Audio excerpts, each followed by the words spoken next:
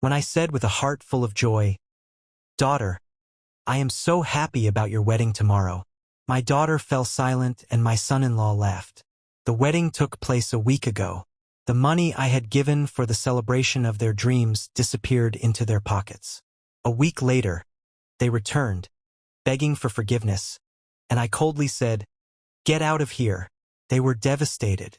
Before we continue, please subscribe to the channel and write in the comments what time it is where you are now. The roast had another 10 minutes. I checked it through the oven window, watched the juices pooling around the carrots and potatoes, then glanced at my watch again. 7:15. Alma said they'd be here by 7 o'clock. I adjusted the wine glasses on the table one more time, making sure everything sat just right. 3 place settings, white napkins I'd ironed myself that afternoon, the good plates, the ones Maria and I got for our 20th anniversary. Strange how they only came out for special occasions now, and this was about as special as it got. Tomorrow my daughter would marry Theodore Caldwell, and I'd walk her down the aisle at the Desert Botanical Garden. $45,000 for that wedding, worth every penny to see her happy. Headlights swept across the front window. Finally, I was already at the door when they came up the walk. Elma looked beautiful in a cream-colored dress, her dark hair pulled back, but something in her posture felt wrong. She wouldn't look at me straight on, kept her eyes fixed somewhere around my left shoulder. "Come in, come in." I held the door wide, reaching to embrace her. She let me, but her body stayed rigid. "Traffic bad on the 101. Not too terrible." Theodore's voice came from behind her. He strode past both of us into my living room like he owned the place, hands in his pockets, silk shirt catching the light. Never liked how he carried himself. Too smooth, too confident in a way that had nothing backing it up. "Dinner's almost ready," I said, closing the door. "I wanted us to have this time together before tomorrow gets crazy. You know how weddings are. Once it starts, you barely get a moment to breathe." Elma finally met my eyes, just for a second.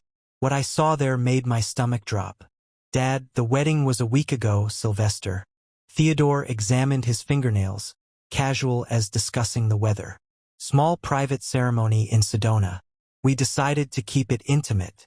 Just the two of us and an officiant." The words hit me like I'd grabbed a live wire. My hand was still on the doorknob. I couldn't seem to let go. "What did you say? Last Tuesday?" He checked his phone screen, scrolled through something. "Beautiful sunset ceremony at Cathedral Rock. Very spiritual, much better than some crowded event with 100 people we barely know." But my voice sounded far away like someone else was using it. "I gave you $45,000 for the wedding for tomorrow." Elma twisted the ring on her left hand. New ring, gold band with small diamonds. When did she get that? How did I miss it? We made different choices with the funds. Theodore finally looked at me and his eyes held nothing. No warmth, no apology, not even the decency of discomfort. "Use the money for our honeymoon in Maui instead. 3 weeks at the Grand WA. Better investment in our future together if you think about it. We're building our own life now. Time to be independent." Independent? The word tasted bitter. My hands found the back of the nearest dining chair, gripped hard enough that my knuckles went white. 63 years old, and I'd learned to control my temper working on cars. When an engine fights you, getting angry accomplishes nothing. Steady hands, clear head, but my mechanic's composure was fracturing. "You spent my money. Money I gave you for a wedding I was supposed to attend on a vacation. Dad, we just wanted something small." Elma's voice came out thin, uncertain. She still wouldn't hold my gaze. "Just us. Something simple and meaningful. You understand, right? We didn't want all the pressure and expectations." "Pressure?" I heard my voice drop. Get quieter, colder. "I've been calling you every week about final arrangements. You let me believe.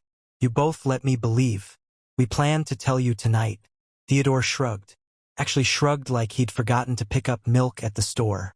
"Thought we'd have dinner." "Explain the situation. You're overreacting." The oven timer started beeping in the kitchen. None of us moved. "Get out." Elma blinked. "Dad, get out of my house." I released the chair and stood straight. Looked directly at Theodore. His smirk faltered for just a moment. Good, both of you. Now, you're being unreasonable. Theodore's voice took on a patronizing edge. We'll come back when you've calmed down, old man. Give you time to process. I'm processed. I walked past them and opened the front door. The July evening heat rushed in thick and suffocating. Leave.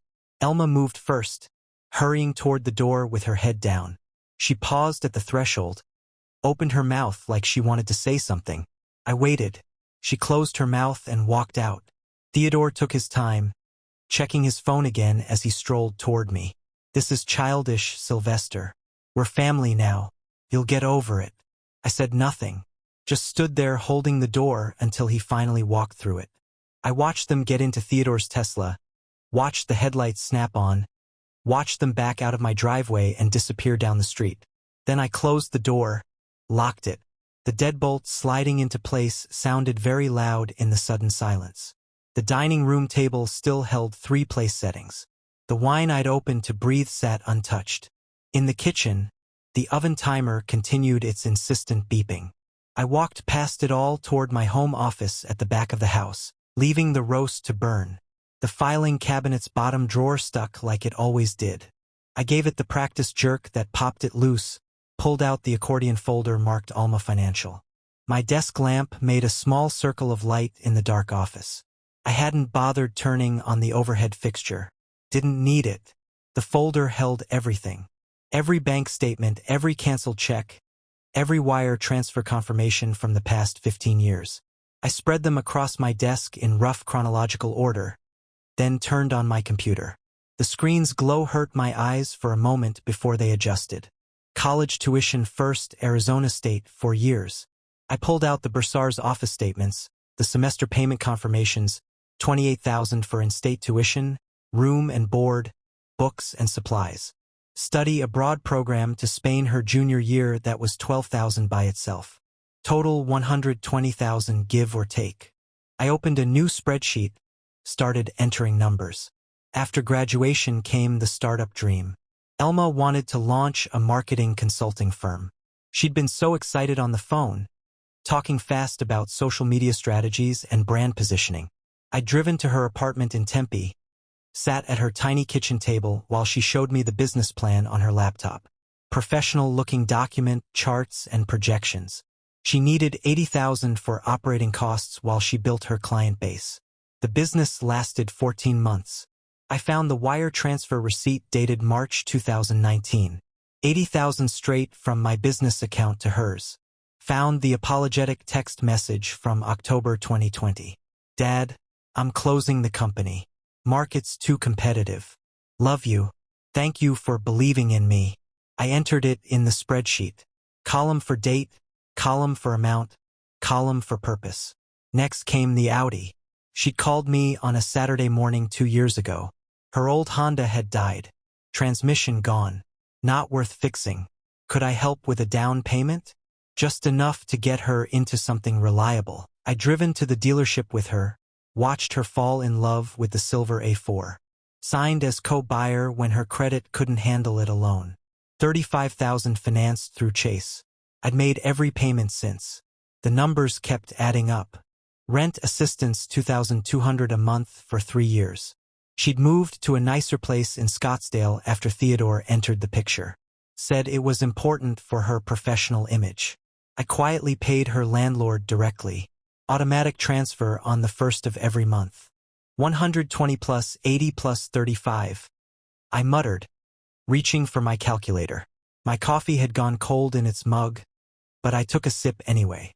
Tasted like rust. That's $235,000 plus rent $79,000. $314. Then the wedding fund, $45,000. Wired to Elma's account 6 weeks ago. Money that bought first-class tickets to Hawaii and 3 weeks at a resort I couldn't pronounce.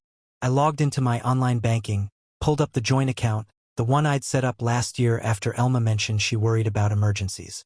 What if something happens and I need money fast? Dad, could we have a shared account just for security? Made sense at the time. My daughter needed safety. What father wouldn't provide that? Current balance $67,412. I clicked on transaction history, started scrolling. May 15th, withdrawal $5,000. Notation business TC. May 22's withdrawal $8,000. Notation business TC. June 3rd, withdrawal $6,500. Notation business TCTTC. Theodore Caldwell.